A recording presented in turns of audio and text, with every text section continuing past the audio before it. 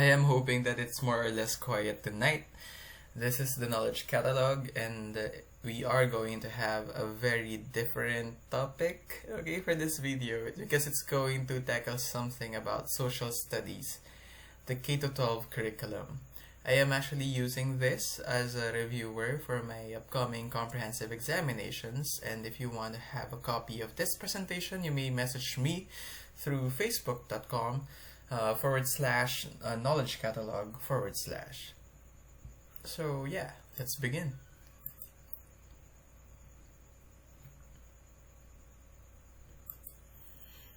The K-12 Enhanced Basic Education Curriculum. It will make the basic education program in the country at par with the international standards by ensuring that it is appropriate, it is responsive, and it is relevant to learners. It is a product of the collaboration between the Department of Education and the Commission on Higher Education, as well as the Technical Education and Skills Development Authority, or TESDA, the academe or different academic partners, as well as different industry partners.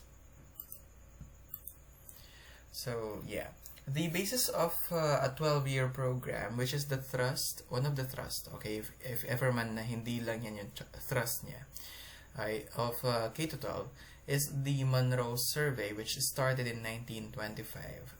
It started the studies of having 12-year basic education programs.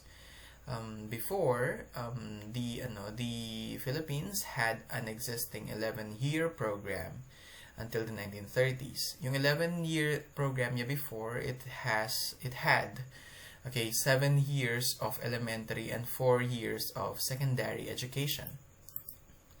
Now, there was a plan to make it 12 by moving one more year to the secondary level and then add one more. So, ibig sabihin nun, yung 7 years na elementary magiging 6 years, and then yung excess nun na 4 magiging 5.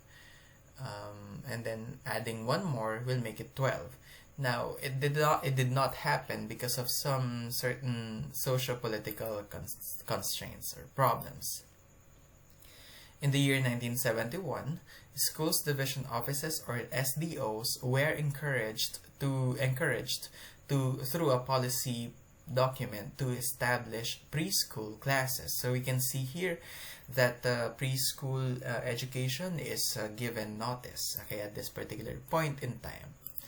Now, in 2008, nakikita mo rin dito, perhaps, or siguro kung ikaw ay nasa workplace na rin ngayon, no, 2008, sinubsidize ng Department of Education yung honoraria for kindergarten teachers. So, yeah, kung ikaw is kindergarten nung 2008, yung teachers mo nun, they had this breakthrough, okay, in their careers. If I'm not mistaken, nung ako kasi 2000 yata, in year 2000, ang nangyari nun is nag-kindergarten ako, pero yung teacher ko is under the Department of Social Welfare and Development, so DSWD, kaya yung naging mga medals namin noon ay pang may logo ng DSWD. Hindi ako sure kung nung 2008 nalipat na talaga sa DepEd yung management, pero yeah, that's what happened in 2008. Noong 2010 naman, nagkaroon na ng Summer Preschool Education Program. Ang layo nito is para ma-reach pa yung iba pang mga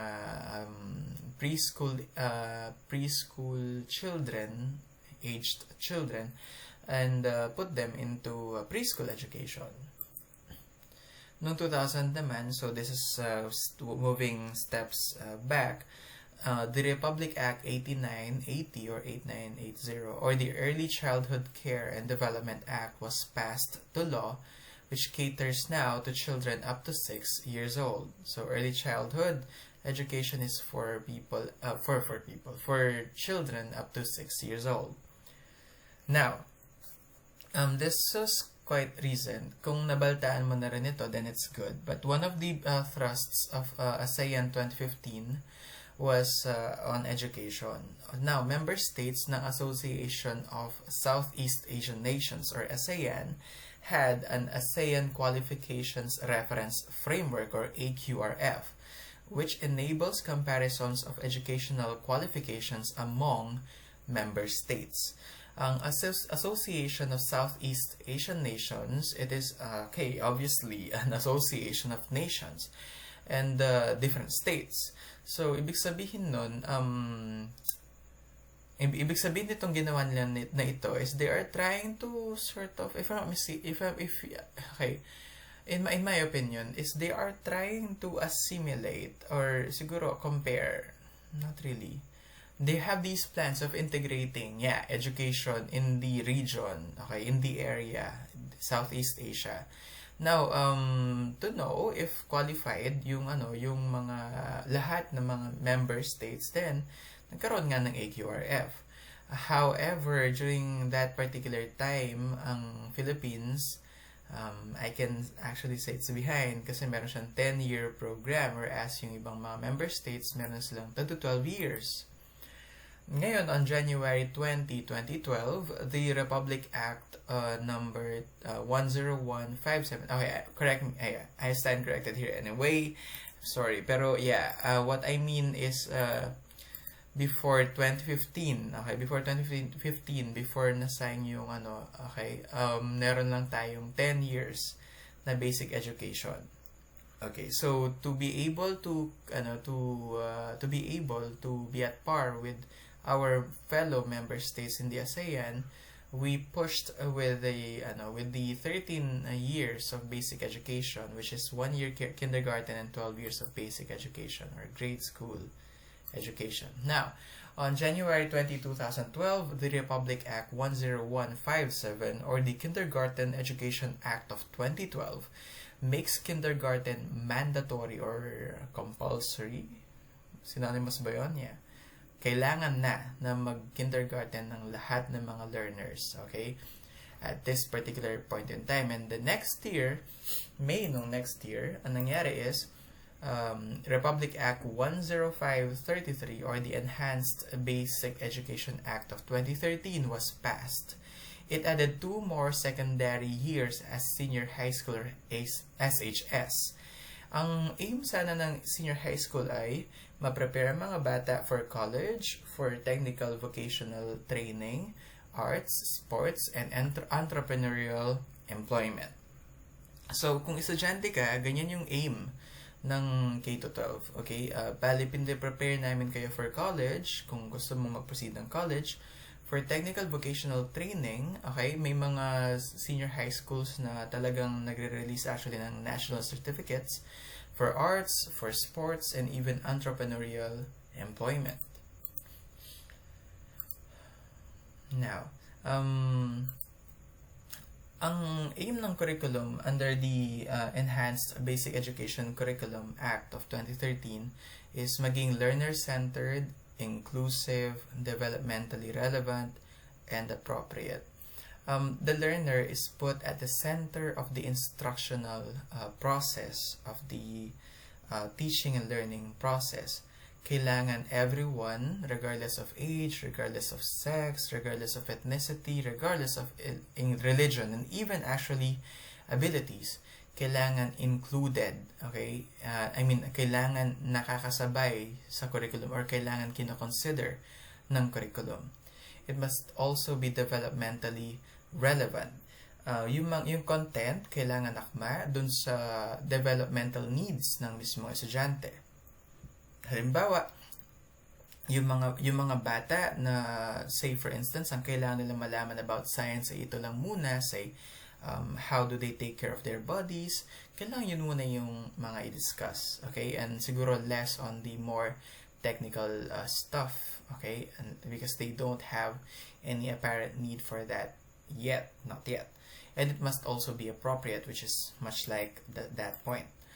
The second one is that the curriculum must be relevant, must be responsive, and it must be research-based. So let us put emphasis to research-based. Various teaching approaches, okay, various content standards and performance standards included in the curriculum guides are actually research-based. Ang pinanggalingan ng mga yon at dahilan kung bakit sila itinuturo at that particular level in the K-12 basic education program, it's because of some founded research. Say, one of the pedagogies, brain-based learning.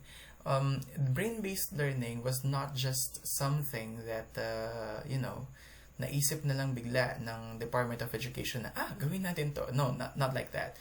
Brain-based learning is a research-based pedagogical strategy in which a teacher is applying the different concepts that govern the ways the brain can be trained, okay, and the teacher is going to incorporate these strategies in the actual classroom instruction. So ganon, research-based dapat yung content ng curriculum, all of it. Next one, the curriculum shall respect the cultural identities of the learners. Napaka-sensitive natin, okay, especially these days when it comes to ethnicity, when it comes to different cultural identities of the learners. We are not, we are always keeping in our minds that their cultural backgrounds are very big, actually affects a very big portion of their lives, of their personal identities. And we, as teachers of the K-12 curriculum, and you, as learners of the K-12 curriculum, must always keep that in mind, that we are here to learn, and in learning, we are making sure that we are not taking for granted our cultural identities. Under no circumstance shall your cultural identity be a reason for you to not be included in the instruction. Okay, so hindi dapat yun maging dahilan. Also, you should not be bullied because of your cultural identity. Okay, bawal yan sa K-12 curriculum, actually in the Department of Education, and actually in not just in education but in other aspects of life. Next is the curriculum must be contextualized and global. It must consider personal, biogeographical, and socio-cultural settings of the learners, as well as the demands of the national and global community. Ang learner ngayon ay isang karakter in the instructional process na nanggagaling sa isang particular na komunidad. And us, tayo bilang mga teachers, bilang mga taga-facilitate ng learning ng learner na to, kailangan nating malaman kung ano ba yung uri ng community siya nanggagaling at kung ano ba yung mga needs ng community na yon.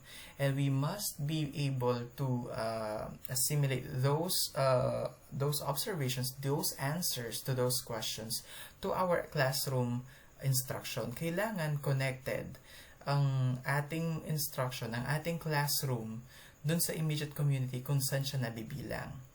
Okay, kailangan nakikilala ng estudyante yung kinalaman ng kanyang pinag-aaralan sa loob ng classroom dun sa mga kailangan niyang gawin para maging isang functional member of the community he is immediately in.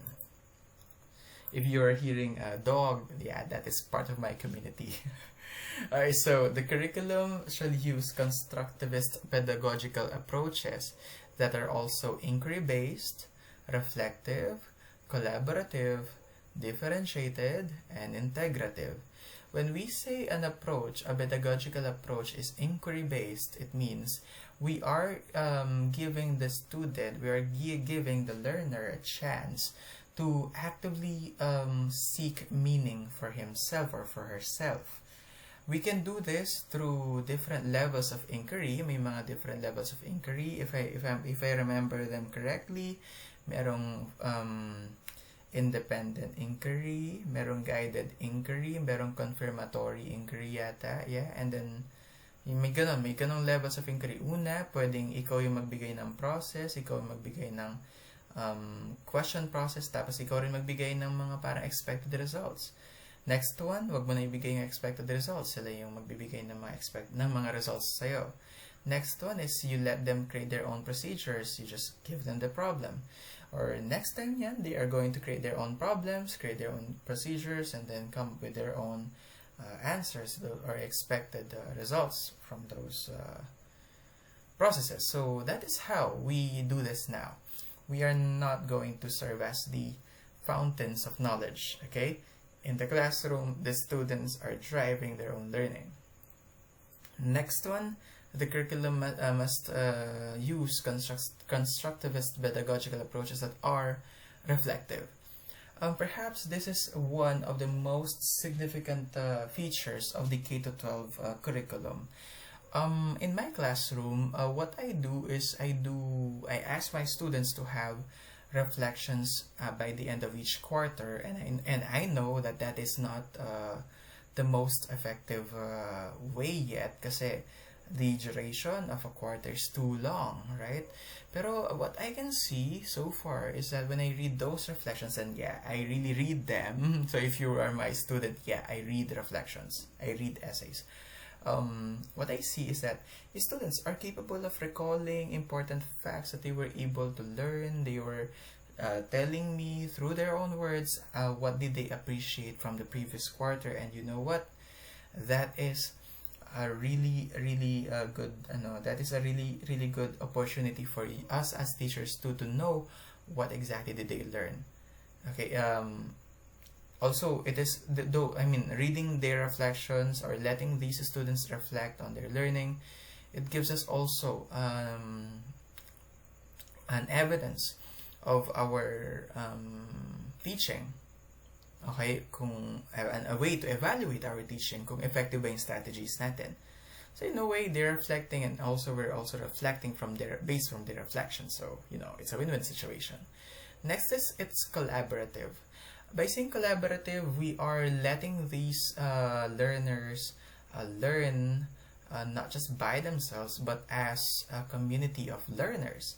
So when we say that, it means we need to group them into small groups. Okay, we have to put them to small groups na pwede silang mag-collaborate, pwede silang mag-usap-usap, pwede silang magkaroon ng planning as a team, and in that way learning becomes multifaceted. Okay, marami siyang phases, marami siyang ways and directions.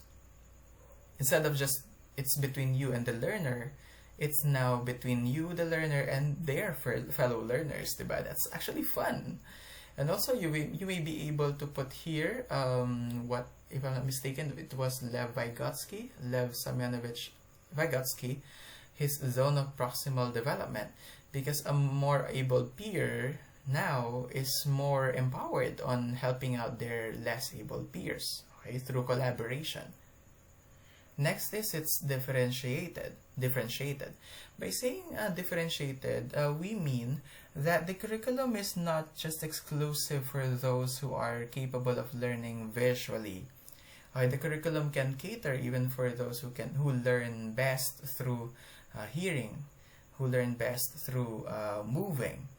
Also, we don't mean that the curriculum now is catering even to students na merong iba-ibang levels of understanding or competence. Halimbawa, in a class, you cannot expect everyone to have the same speed when it comes to getting the ways of solving a particular kind of problem. Halimbawa, ganito. Sige. This is what I mean. In differentiated instruction, say your topic is about photosynthesis. Okay. You can't expect all of your learners to learn it by in the ways a visual learner is going to learn it. Okay. So, kailangan mo siyang i-teach in a way na pati yung mga auditory learners at pati yung mga tactile learners magagets nila. Okay, it must be inclusive in that way. Differentiated siya. Pwede kang gumawa ng iba-ibang approaches. Okay, gumamit ng iba-ibang approaches so that lahat ng mga learners, regardless of their intelligences, are going to get the lesson of photosynthesis. Another one is levels of difficulty. may mga learners talaga na they take time to digest a particular piece of information. So that's not a problem. Actually, that's not a problem. As teachers, we must know how are we going to make our instruction go in many different. Yeah. How are we going to make our discussions achieve a goal in multiple ways? Halimbawa, yung group na to medyo nahirapan pa sila in understanding this part of the process of photosynthesis. Then perhaps you can give them some other ways, approaches on understanding it, a simpler way of understanding it. And then these who are already advanced, yung mga nagets na, they can do something else that is quite more advanced now. Okay, so yun.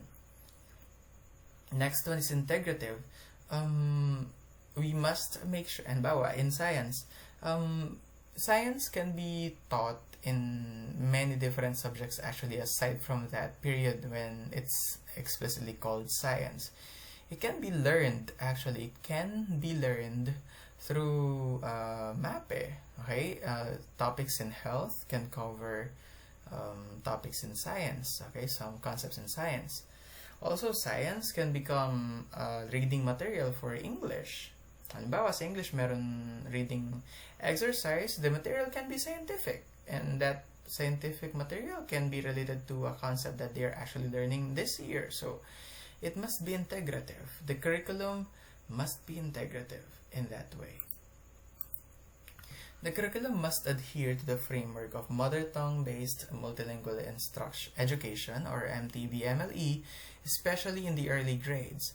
What I know about this, may update yata tayo dito, is that they are quite thinking about this again, if I'm mistaken, because of the results of the PISA, OECD PISA. Parang pinag-isipan ulit kung okay ba talaga na, mag-teach na multilingual, instead of parang narinig ko yata English ang ini-encourage. Nevertheless, it's part of the policy guidelines. And then, the curriculum must use a spiral progression approach. Introduction of concepts must be deepened in the next years. What better way is there than to use my own subject, science? So before, biology was discussed only in grade 8 or second year high school. Ngayon, ang ginawa is para ma-make sure na lahat ng topics sa biology ay maituturo, ang ginawa sa kanya is hinati siya into 4. At tapos ang ginawa pa is yung 4 divisions na yon is meron silang something about a branch of biology na i-discuss. Halimbawa, grade 7 genetics has the laying of foundations. Grade 8 genetics is going to discuss cell division. Grade 9 genetics is going to discuss Mendelian genetics, and it's going to introduce the concept of a DNA. And then grade 10 naman is going to be molecular genetics. So, ganun siya. The concepts are learned before they are going to be deepened. Okay. So, the curriculum shall be flexible. It must allow schools to indigenize and localize instruction and even their instructional materials. Now, according to the K-12 curriculum, who is the learner? A learner is any individual, regardless of age, regardless of sex, regardless of ethnicity, of culture, of religion, and ability. So it doesn't matter. Basta it is an individual, okay, who is going to be subjected under the basic education program. Now, a learner can also go for flexible learning options, or FLOs, such as alternative learning systems, ALS, which are for learners who are under some circumstances they cannot attend school regularly. For talented, gifted, and differently abled learners and learners from specific cultural contexts na perhaps hindi mag-work yung normal na classroom interactions and religious beliefs, they're given help to attain education. Pati sila, syempre, they're included. Learners abroad naman, they can attend K-12 schools and follow the regulations of their host country para pagbalik nila dito sa Pilipinas, they can go back to the system seamlessly. So yun din actually yung reason kung bakit natin in-integrate yung ganitong klaseng 12-year basic education program. Okay, so next one. What do we mean by an inclusive education? So every Filipino must have quality, equitable, culture-based, and complete basic education. Lahat ng Pilipino kailangan magkaroon ng ganyang klaseng basic education. Alright, so we include everyone. Now, let's talk about the 21st century skills. Now, we were talking about who is the learner, what is the curriculum all about. Now, what is the curriculum going to do to the learner? Okay, by the end of the 12th year, dapat ang learner meron na silang ganitong klaseng 21st century skills. So the first one is information, media, and technology skills. So included dito yung visual and information literacies. Media literacy, kailangan marunong na siyang gumamit ng iba-ibang mga media with which he can express or she can express himself or herself. Various platforms, various methods of sharing information, various ways of accessing information. So kailangan marunong siyang ganon. Ng mga ganon. And then basic, scientific, economic, and technological literacies and multicultural literacy, as well as global awareness. And news is at our fingertips now. You don't even have to buy a newspaper these days. You can have access to that kind of information almost anytime you like. Okay, so that's also one of the things that we need to inculcate among our students in the name of information, media, and technology skills. Next one is learning and innovation skills. So what do you mean by this one? Creativity and curiosity, critical thinking and problem-solving skills. So these four are the kinds of skills that we can develop if we are going to be religious when it comes to applying inquiry-based learning, collaborative learning, all of those things that I mentioned kanina, even actually yung multidisciplinary approaches, you can use them, okay? Let us not stick to only one approach. Okay, there's no such thing as one size fits all when it comes to learning, and we as teachers know that.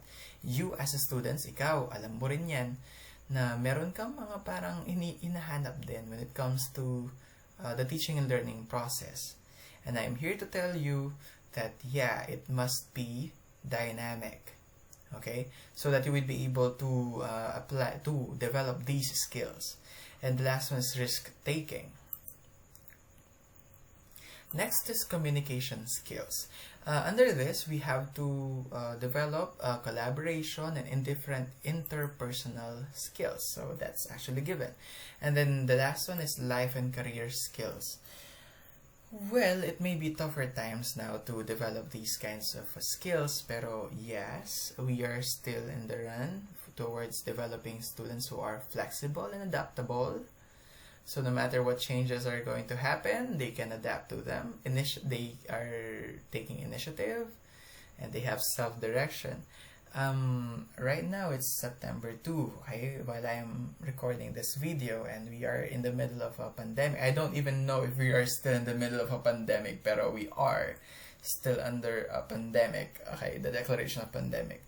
And now we are going to open the classes this October 5 among the public schools, and we are really counting on our students' initiative, our students' self-direction. So yeah, now more than ever, students need to be more self-directed. Next is social and cross-cultural skills. productivity and accountability, leadership and responsibility, ethical, moral, and spiritual values. Those are just given. It covers 13 years of basic education. Kindergarten to grade 3 is considered to be primary school. The next 3 years are called middle school. The next 4 years are called junior high school, and the last 2 years are called senior high school. So the overall aim of this tawag dito K-12 program are the following. We have these pathways and equivalency. So under formal education, they must be in line with the national curriculum standards, with the different content and performance standards, as well as different national assessment frameworks such as accreditation and equivalency, TESDA national certification, Philippine Education Placement Test, and graduation and moving up, which is a very basic requirement. Now, and that is under formal education and even for alternative learning systems. So as you can see here, they don't really have that much difference, okay?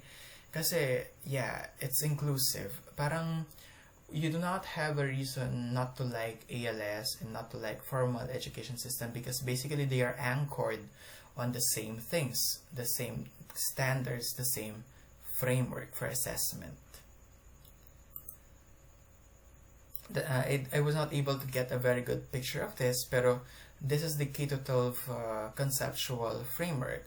The conceptual framework is that the learner is at the center. The learner must be and must become a whole person, and to do that, kailangan natin ma-inculcate sa kanya yung mga 21st century skills. And how do we do that? By using the different learning areas. Okay, now these learning areas are going to get some support. So different supports: societal supports, curriculum support system, family support, instructional support, and administrative support, which are all curriculum support, which are all under the curriculum support system. So yeah, that's a dog from the next from the next story. There are 4 possible exits for graduates of K-12. We have here employment. But after actually senior high school, pwede nang ma-employ ang bata. Pwede na siyang magtrabaho because legal age na siya. 18 years old na siya nun. Next one is entrepreneurship. Pwede na siya mag-engage into entrepreneurial activities. Ayan. And the next one is... wait lang. The next one is middle level skills development. Pwede siya mag-pursue ng TESDA, okay, kung gusto niya, to develop his or her skills. And then higher education, okay, so that is what I am encouraging my students actually to go to, higher education. Now, in non-formal education, yung learning areas, yung science, mathematics, English, Filipino, MAPE, AP, TLE, and ESP are integrated in communication skills, in scientific and critical thinking, mathematical and problem-solving skills, life and career skills, understanding the self and society, and digital literacy. So, hindi siya tinuturo ng katulad sa normal na formal education classroom kung saan tinuturo yung mga learning areas na yon.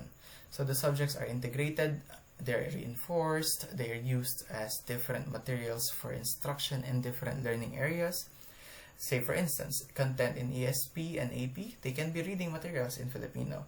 Kung dito ang integration lang is across the subjects, dito ang integration is yung mga subjects here in-integrate sa mga bagong subjects dito. So, it doesn't matter if a student is undergoing non-formal or formal education. They will be, again, anchored on the same framework with the same standards. And in both, learning is collaborative and it is contextualized. This one is going to describe the curriculum support system. The next one, the curriculum support system. The first support system that a student is going to get, of course, is from the teachers. The teachers are maintaining, no, not like maintaining, siguro they are improving their practice even more by anchoring it, okay, their everyday lessons, their everyday practice of the profession with the Philippine Professional Standards for Teachers, or PPST. It was built on national competency-based teacher standards. It has well-defined domains, meron siyang strands, meron siyang indicators. Teachers are supposed to show modes of verification, or MOVs, yeah, so that they would be able to prove that indeed they have achieved such an objective. So this as well is providing metrics for professional learning, for competent practice, and for effective engagement. Teachers, okay, meron tayong mga apat na career stages. So bago tayo sa public service, mga beginning teachers pa lang tayo. Kapag natanggap na tayo sa public service, we are considered to be proficient.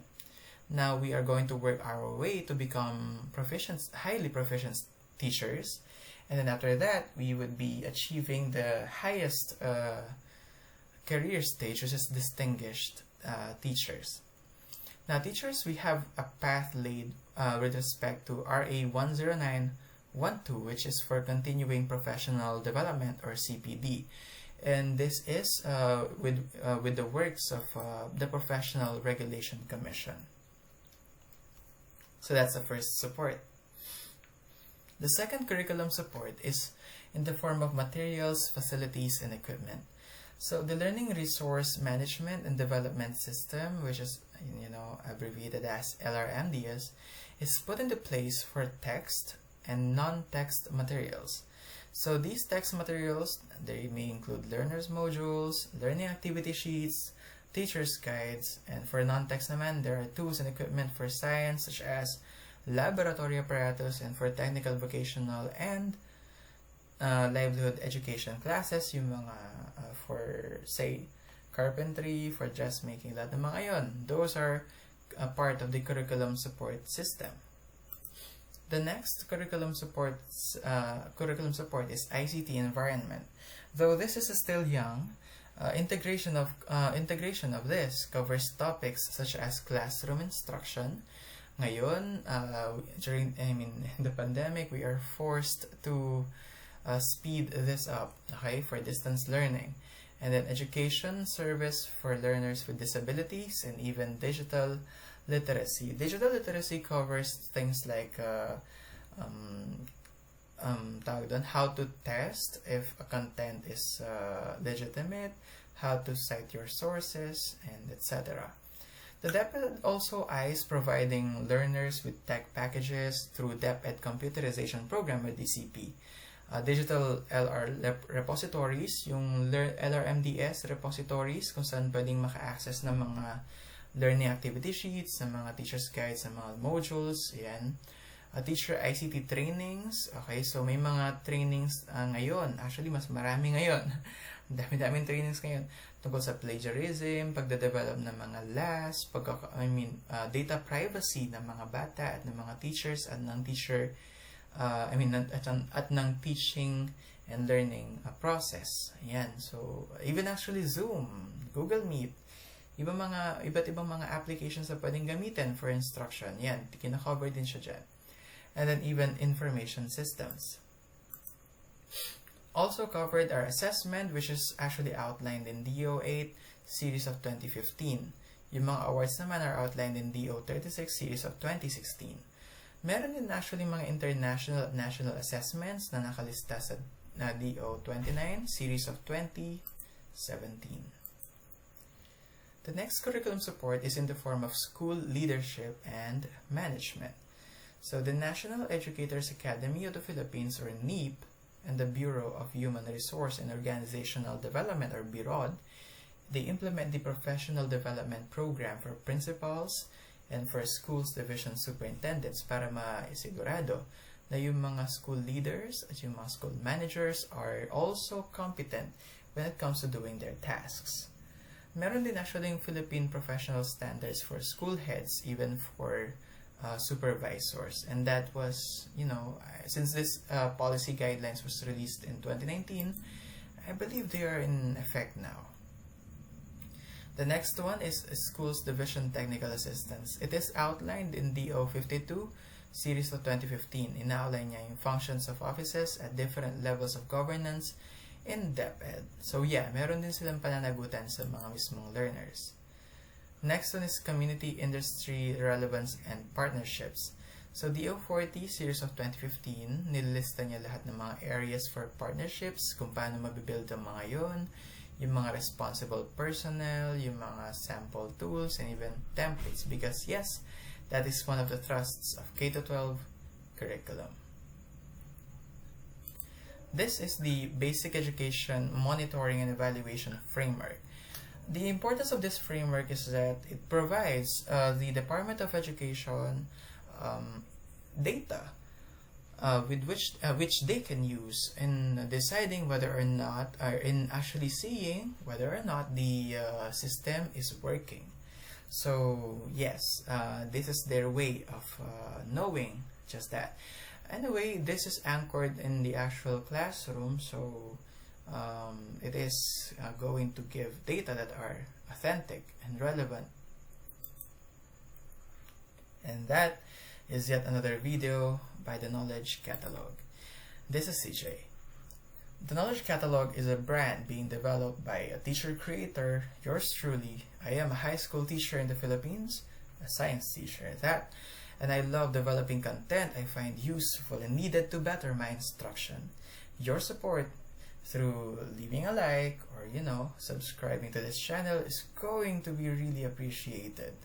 And then if you want to have a copy of this presentation, you may contact me through my page, and if you want to, you may like that page too.